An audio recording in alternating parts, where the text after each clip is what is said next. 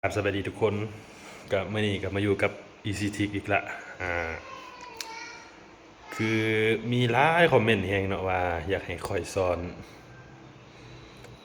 เฮ็ดเพลงแก้เพลงไทยในสตอรี่ของ iPhone มือกะหาเวลาหาโอกาสไปละบัดนี้สิมาสอนเนาะพอดีได้ iPhone มาละ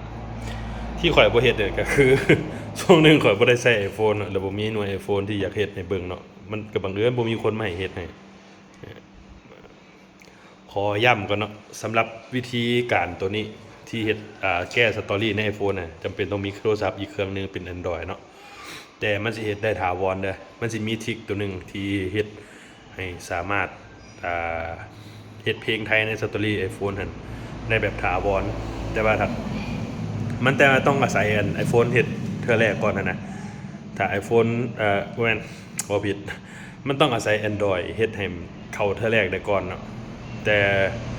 เฮ็ดเทื่อเดียวแล้วก็แล้วแล้ว iPhone มันก็สิมีเพลงอันนั้นเลยผู้ดีขอยได้ iPhone มาแล้วมื้อนี้หลายคอมเมนต์แฮงเนาะบางทีแอปคือบ่เห็นแอปสีเหลืองเนาะของบางคนเนาะเขาก็สิมาตอบให้มื้อนี้พร้อมเลยเด้อข้อยสิมาตอบพร้อมกันเลยเนาะแต่ส่วนวิธีเฮ็ดใน Android หั่นอยากให้ทุกคนเข้าไปเบิ่งในคลิปเก่าข่อยเนาะเบิ่งในช่องนี่แหละคลิปเก่าข่อยมันจะมีคลิปสอนอยู่ในหั่นตัว Android เด้อสำหรับ Android นะเพราะว่าข่อยบ่อยากสิมาเฮ็ดอยู่ในคลิปนี้รวมทั้ง Android ทั้ง iPhone เนาะเพราะว่าคันเฮ็ดอยู่ในAndroid ถ้าสอนใน Android แล้วมันสิโดนโพดหั้นนะคลิปนี้มันสิโดนโพดนะคันพร้อมก็มาเบิ่งกันเลยก่อนอื่นเบิดก็อย่าลืมฝากกดไลค์กดแชร์กดติดตามกันนะเด้อมาเริ่มกันเลยเฮามาก่อนอื่นเบิดเฮาก็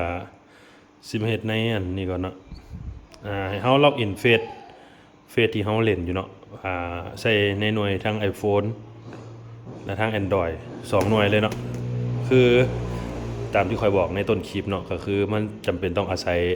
Android ซอยในการเฮ็ดของ iPhone แต่ว่าถามว่ามีวิธีเฉพาะเฮ็ด iPhone บ่ก็มีเนาะแต่ว่าขั้นตอนนั้นมันสิเป็นการใช้งาน VPN เนาะแต่ข้อยบ่อยากแนะนำปานใดเพราะว่าถ้าเฮาใช้งาน VPN แล้วมันจะเฮ็ดให้อินเทอร์เน็ตเฮาช้าลงเนาะเวลาเฮาเล่นนั่นเล่นนี่มันก็สิค้างๆคาๆเนี่ยคันสำหรับคนที่เน็ตบ่ดีอะนะข้อยก็เลยสิมาให้คำแนะนำว่าเฮ็ดใน Android ก่อนแล้วจังมาเฮ็ดใน iPhone เนาะแต่ iPhone น่ะก็สิมีวิธีการเซตค่าจังไดให้มันเพลงไทยอยู่ถาวรเลยเนาะเอามาเริ่มกันเลยเนาะว่าโดนเดี๋ยวขออนุญาตตัดคลิปไปตอนล็อกอินเฟซก่อนเด้อเพราะข้อยลืมล็อกอินเฟซใส่ใน Android เนาะแต่ iPhone ข้อยล็อกอินใส่ละอันนี้จะเป็นเฟซสำรองข้อยเนาะตัวนี้เป็นเฟซสำรองข้อย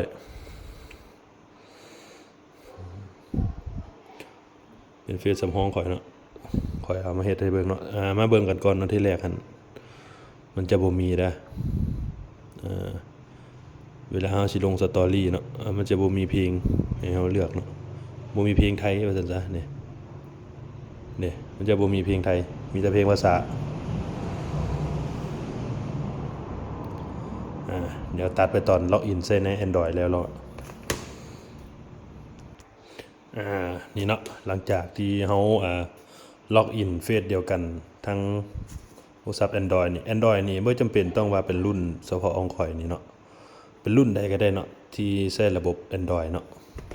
รุ่นใดก็ได้ Oppo Vivo Samsung ก็ได้และ iPhone นี่ก็บ่จำกัดเวอร์ชันเนาะสิเป็นเวอร์ชันใดก็ได้ขอแต่มันเข้าเฟซเล่นหยังได้เนาะอันดับแรกเฮามาเฮ็ดอยู่ในAndroid ก่อนเนาะที่ข่อยตั้งกล้องเพื่อเฮ็ดแบบซี่ก็คือข่อยบ่อยากเอารูปโทรศัพท์ขึ้นข้างๆข่อยแบบตอนนั้นเนาะแบบตอนข่อยสอนเฮ็ดใน Android หั่นเนาะบางคนคอมเมนต์มีคอมเมนต์ว่ามันจอน้อยโพดแนมบ่เห็นว่าเฮ็ดหยังแหน่หั่นนะข่อยก็เลยมาตั้งกล้องสิ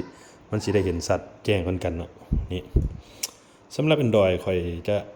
ใช้ตัวนี้เนาะFake GPS Location นี่เนาะตัวนี้ตัวสีเหลืองๆนี่ตัวนี้ส่วนขอยสิมาตอบคำถามอีกบางคนถามข้อยว่าหาบ่เห็นเนาะแอปตัวสีเหลืองๆนี่เนาะหาใน Play Store บ่เห็นเนาะเฮามาใช้ตัวนี้ก็ได้เด้อนี่ตัว Fake GPS สีฟ้านี่การใช้งานการเซตค่าอิหยังคือกันกับ ตัวสีเหลืองนี่เลยแล้วใครที่ยังบ่ฮู้ว่ามันเซตค่าอีหยังตั้งค่าอยู่ในตั้งค่าอีหยังจังใดนะ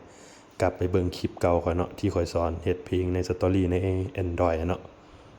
กลับไปเบิ่งคลิปนั้นเนาะเพราะข่อยจะบ่สอนซ้ำเนาะมันสิยาวเกินไปสำหรับคลิปนี้ข่อยจะมาสอนเฉพาะ iPhone เนาะหลังจากที่เฮาเข้าล็อกอินเฟซก่อนเนาะอันดับแรกเฮาก็เข้ามาแอปนี้ที่มาอธิบายการใช้งานของแอปนี้มันก็คล้ายๆคือเป็น VPN เนาะคล้ายๆคือตัวตำแหน่งที่เฮาอยู่เนาะแล้วบางคนถามว่าเป็นหยังอยู่ลาวเฮามันคือจังคือบ่มีเพลงอันไทยมันจะเป็นเรื่องลิขสิทธิ์กันเนาะเขายังตกลงเรื่องลิขสิทธิ์กันบ่ได้เนาะมันสิมีค่าเพลงค่าหยังเรื่องโฆษณาค่าหยังนะเขายังตกลงกันกับประเทศลาวเฮายังบ่ได้มันก็เลยบ่มีเนาะตามที่ข่อยฮู้เนาะประมาณนี้แต่ก็บ่ 100% เนาะว่าแม่นเหตุผลนี้แท้หรือบ่นี่เฮาสิเลื่อนมาเนาะเลื่อนมาประเทศไทยเนาะว่าง่ายๆคือตัวตำแหน่งว่าเฮาอยู่ประเทศไทยพอเข้ามานี่ได้แล้วเฮาก็กดตัวนี้เนาะสีฟ้าๆนี่สีเขียวๆนี่กดไปแล้วมันสิเด้งออกมากดเข้ามาเบิ่งอีกรอบนึงมันเด้งออกมาสินะแล้วแม่นได้เนาะสำหรับFacebook นี่เฮาออกก่อนเนาะเลื่อนออกก่อนอ้าวเลื่อนบ่เลื่อนออกไปก่อนแล้วจังเข้าไปใหม่เข้าไปเบิ่งเนาะว่ามันมีเพลงไทยแล้วบ่สำหรับของผู้ใดที่กดเปิดแล้วยังบ่ทันมีเพลงไทยนะให้รอท่าก่อนเนาะเพราะว่าบางหน่วยมันเป็นเวอร์ชันใหม่นะมันจะได้ท่าแน่จักเบิดนึงมันจะได้ท่าก่อนเนาะเพราะมันจังสิขึ้นเพลงไทยบางหน่วยก็ขึ้นเลยเนาะคันเป็นรุ่นเก่าแล้วมันจะขึ้นไวเนาะแนะนำคันไผมีโทรศัพท์รุ่นเก่าก็เอารุ่นเก่าก่อนก็ได้เนี่ยคือจังของข่อยนี่ก็ยังบ่ทันขึ้นนี่ก็ต้องได้ท่าก่อนมันข่อยบอกเวลาบ่ได้เนาะว่ามันสิช้าสิไวนะมันแล้วแต่บางหน่วยออกเข้าไม้ดุๆลองเบิ่งออกเข้าไม้จนกว่ามันสิขึ้นเนาะมันเมื่อกี้ยังมีเพลงกันภาษาอยู่มีแต่เพลงภาษาอยู่เมื่อกี้นี่เข้ามาอีกวันนี้ปึ๊บก็ยังเป็นเพลงภาษาอยู่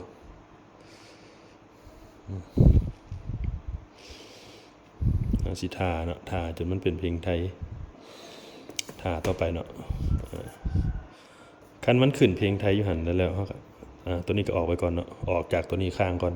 เพราะบางทีข้อมูลตำแหน่งมันยังค้างอยู่หน่วยนี้แล้วมันหน่วยนี้มันก็เป็นอยู่อีกบอนนึงสินะมันก็เลยบ่ขึ้นมันจะบ่ขึ้นสินะเฮาก็เลยต้องออกจากทั้ง2หน่วยก่อนลองเบิ่งออกแล้วเนาะออกละคันออกทั้ง2หน่วยก็ลองกดเข้าเบิ่งไปเลย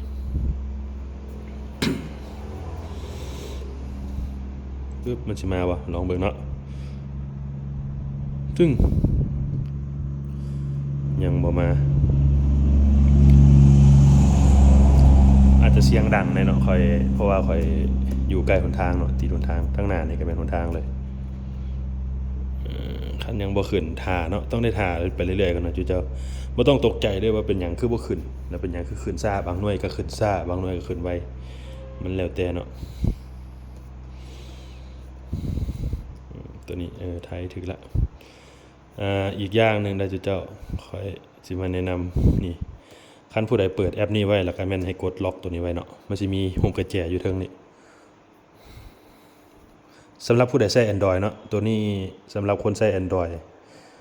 ยังแบบจะเปิดไว้ให้มันมีเพลงไทยนะเฮาก็กดล็อกตัวนี้ไว้เนาะเวลากดเลื่อนเฮาย่านเฮาไปลงเลื่อนออกนะคันเลื่อนออกเฮาก็เข้าไปกดใหม่อยู่ในโปรแกรมมันคือเก่าหั่นแหละเข้าไปเบิ่งอีกก่อนมาบ่เพลงไทยมาบ่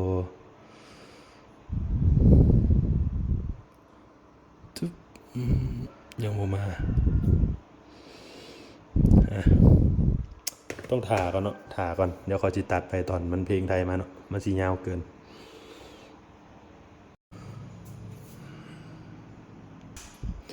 หลังจากที่เฮาท่า1ชั่วโมง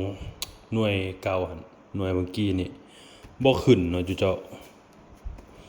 มันขึ้นช้านะท่าเป็นชั่วโมงแล้วคันให้เขาท่าอีกมันก็เลยคลิปบ่แล้วเขาก็เลยเอาอีกหน่วยนึงหั่นมาเฮ็ดหน่วยที่มันขึ้นไวเนาะที่ข่อยเคยเฮ็ดแล้วมันขึ้นไวเนาะหน่วยนี้เป็นเครื่องเก่าข่อยเองเนาะล็อกอินเฟซคือกันเรียบร้อยแล้วนี่ นี่ล็อกอินเฟซแล้วเนาะแต่ยังบ่มีเพลงไทยเด้อนี่บ่มีเนาะเพลงไทยมีแต่เพลงภาษาคือกันมันอาจสิแนมยากๆหน่อยนึงเนาะจอมันเป็นเส้นเครื่องเก่าข่อยเอาไว้ให้ลูกเล่นเกมนี่จะบ่มีเพลงไทยเฮาก็มาเฮ็ดขั้นตอนนั้นคือกันแหละเนาะ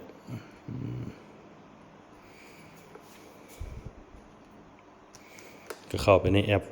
Fake GPS นี่คือเก่าแหละนี่เนาะเข้าไปเลือก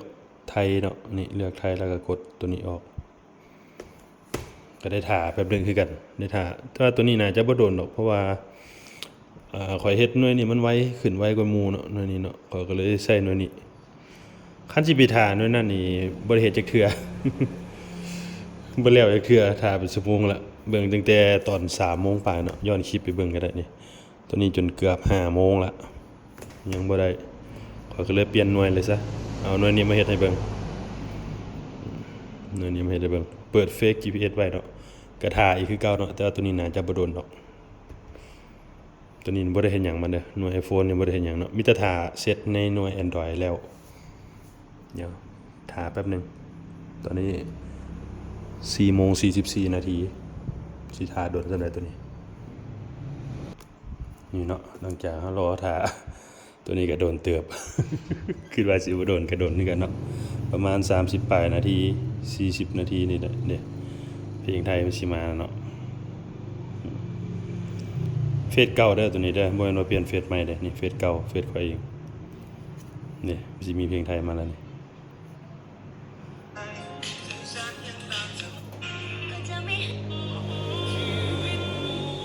นี่เนาะเพลงไทยมาแล้วบัดนี้เฮามาเบิ่งอันนั้น Android เฮาเฮ็ดเพลงไทยให้มันขึ้นแล้วเฮาปาไว้ก่อนเนาะ Android เนาะเฮามาเบิ่งอยู่ในหน่วย iPhone อยู่ในหน่วย iPhone มันสิได้บ่มาเบิ่งกัน